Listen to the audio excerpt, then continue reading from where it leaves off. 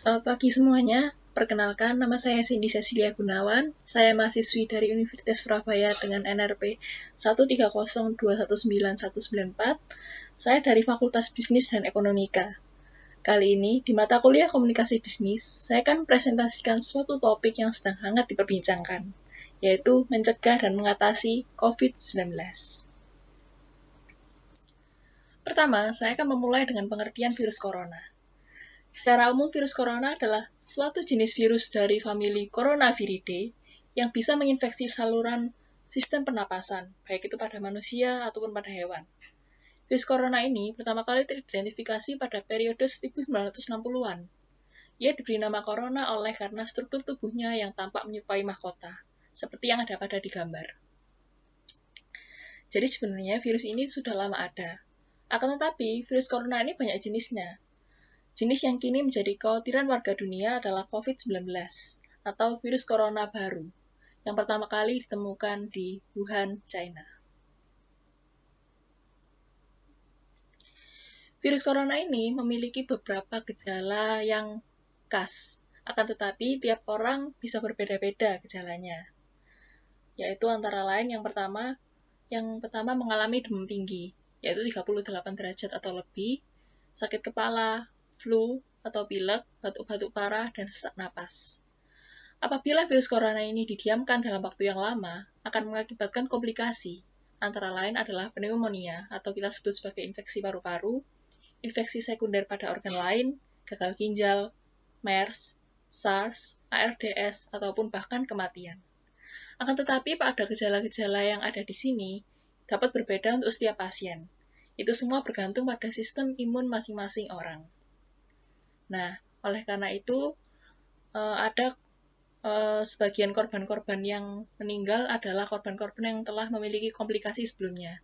Karena orang yang memiliki komplikasi sebelumnya ini notabene-nya memiliki sistem imun yang cukup rendah. Nah, karena gejala yang berbeda-beda pada tiap orangnya ini, maka kita memerlukan suatu tes untuk keakuratannya. Tes ini dapat dilakukan dengan dua, yaitu swab test dan rapid test. Nah, swab test dan rapid test ini berbeda. Rapid test adalah tes screening atau tes secara cepat, yaitu yang dilakukan dengan cara memeriksa kadar imunoglobulin dari manusia yang dilakukan dengan pengambilan sampel darah. Jadi, pasien tersebut diambil sampel darahnya, kemudian dicek apakah antibodinya mengindikasikan adanya virus corona. Nah, tapi keakuratannya masih kurang jika dibandingkan dengan tes yang kedua, yaitu swab test. Swab test adalah metode dengan mengambil sampel swab spesimen dari tenggorokan, mulut, atau hidung. Nah, memang swab test ini lebih akurat daripada rapid test, namun tentu biayanya menjadi lebih mahal. Nah, berikut ini digambar adalah ilustrasi dari metode swab test.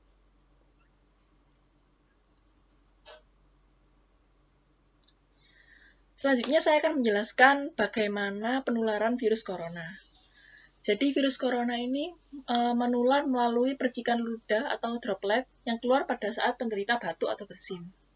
Nah, jadi yang perlu saya tegaskan di sini adalah virus corona ini menular melalui droplet atau percikan ludah, bukan melalui udara bebas.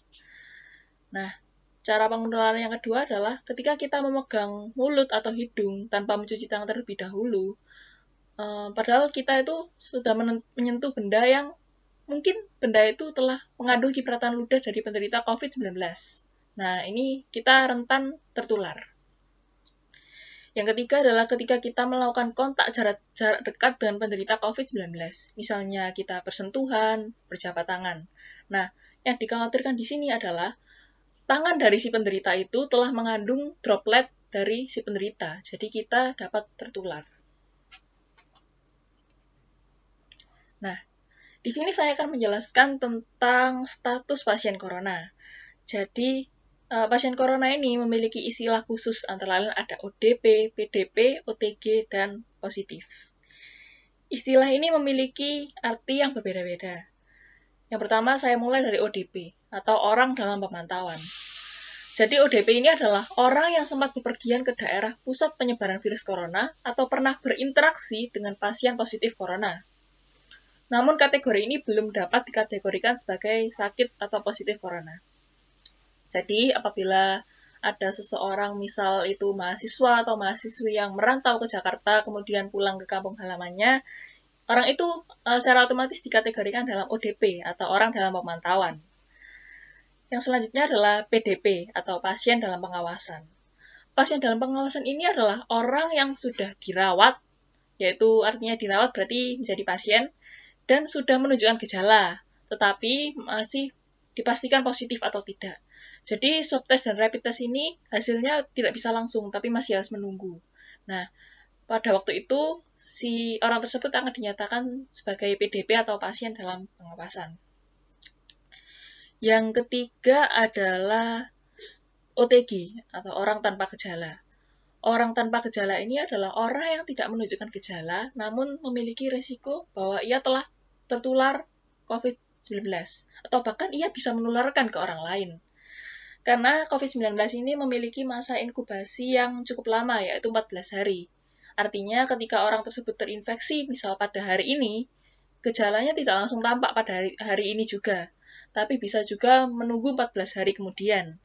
Tapi orang tersebut memiliki resiko bahwa dia telah tertular COVID namun tidak ia sadari, atau bahkan ia juga bisa saja menularkan COVID kepada orang lain. Yang keempat adalah positif. Positif, ini artinya pasien yang telah melakukan pemeriksaan swab test maupun rapid test dan dinyatakan positif terinfeksi virus corona. Tentunya pasien dengan status positif ini harus melakukan karantina dan serangkaian tindakan medis lainnya.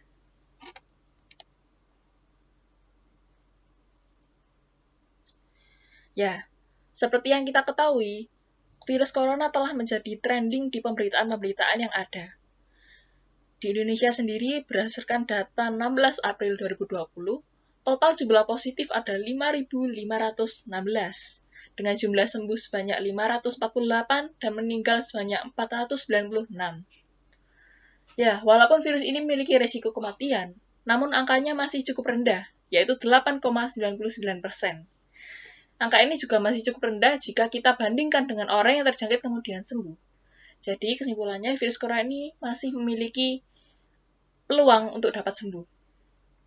Dan virus yang menyebabkan korban meninggal ini umumnya tidak hanya semata disebabkan oleh COVID-19, namun juga bisa dipengaruhi oleh beberapa faktor lain seperti kerentanan, usia yang sudah lanjut, sehingga daya tahan tubuh orang tersebut akan menjadi lemah dan menjadi lebih rentan untuk terinfeksi virus corona, bahkan meninggal. Berdasarkan penelitian yang diterbitkan oleh Journal of Hospital Infection, virus corona ini diketahui dapat bertahan pada permukaan benda mati selama periode 9 hari. Jadi seandainya ada orang yang batuk atau bersin kemudian dropletnya mengenai benda mati, maka virus tersebut diperkirakan dapat bertahan pada benda mati tersebut selama kurang lebih periode 9 hari. Nah, virus ini akan masuk ke tubuh manusia dengan diawali menempel di tenggorokan. Seperti yang sudah saya jelaskan tadi, virus ini memiliki masa inkubasi selama 14 hari. Nah, jika virus ini dibiarkan, maka virus ini lama-kelamaan akan masuk ke paru-paru dan menyebabkan komplikasi pada saluran nafas. Inilah yang mengakibatkan orang penderita virus corona akan merasakan sesak nafas. Akan tetapi, virus corona ini sebenarnya dapat disembuhkan oleh imunitas manusia. Jadi apabila kita memiliki imunitas yang kuat, bisa jadi kita sembuh dari virus corona. Selanjutnya, saya akan menjelaskan cara bagaimana kita mencegah virus corona.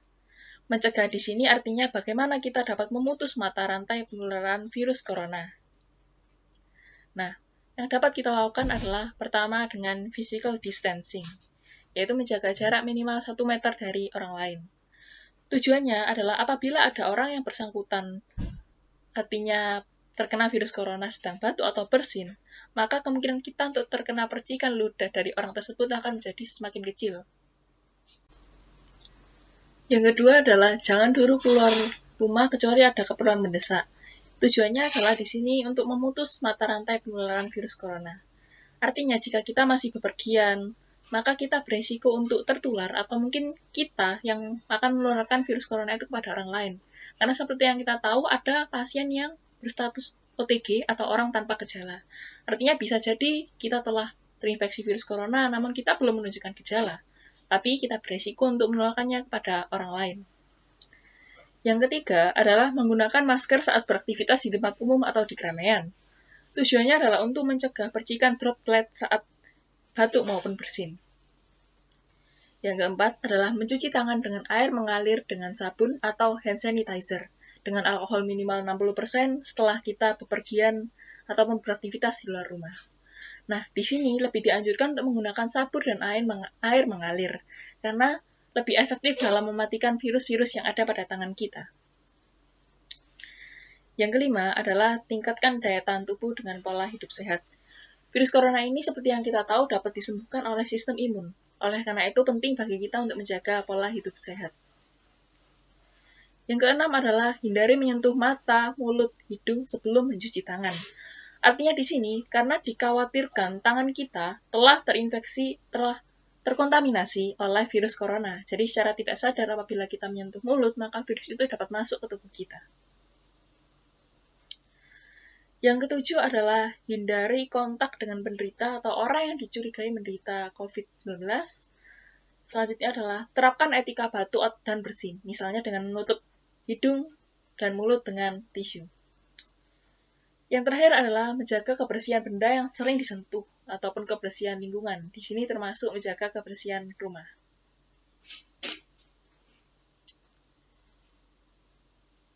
Nah, dalam mengatasi virus corona, tentunya mengatasi di sini artinya adalah bagaimana kita mengobati seseorang yang telah terjangkit virus corona. Yaitu yang pertama dengan cara pertama.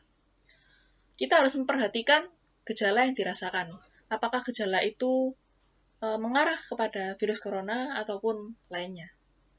Apabila dirasa gejala itu mengarah pada virus corona, maka kita harus mencari pertolongan medis di rumah sakit yang memiliki fasilitas swab test maupun rapid test untuk memastikan apakah kita benar-benar terinfeksi virus corona. Selanjutnya, tentunya kita harus mengikuti seluruh petunjuk perawatan yang ada. Misalnya, yang pertama, kita harus melakukan karantina. Nah, karantina di sini tujuannya adalah untuk memutus mata rantai penularan virus corona. Lalu kita juga harus beristirahat semaksimal mungkin karena virus corona ini dapat disembuhkan oleh sistem imun. Dan dengan kita beristirahat, maka sistem imun kita akan meningkat. Yang selanjutnya adalah kita harus meminum banyak cairan. Karena seperti yang kita tahu, virus corona ini adalah virus yang pertama kali dia akan menempel di tenggorokan. Jadi dengan kita minum banyak cairan, diharapkan virus corona ini akan larut bersama cairan tersebut. Nah, selanjutnya kita juga harus mencari pertolongan darurat jika gejala yang kita rasakan semakin berat, misalnya sesak nafas ataupun lain sebagainya. Nah, jadi kesimpulannya, wabah virus corona ini sebenarnya masih dapat diatasi, yaitu apabila kita mau untuk mencegah penularan virus corona. Mencegah di sini artinya kita berusaha untuk memutus mata rantai penularan virus corona. Nah, dalam mencegah virus corona tentunya dibutuhkan kesadaran dari seluruh elemen masyarakat, tidak hanya pemerintah saja, untuk mentaati berbagai anjuran pemerintah, misalnya ada PSBB dan lain sebagainya. Dan juga kita harus mengikuti beberapa cara yang ditujukan untuk mencegah penularan virus corona. Dengan demikian, niscaya virus corona dapat diatasi dan wabah virus corona dapat segera berakhir. Sekian presentasi dari saya, terima kasih dan salam sehat.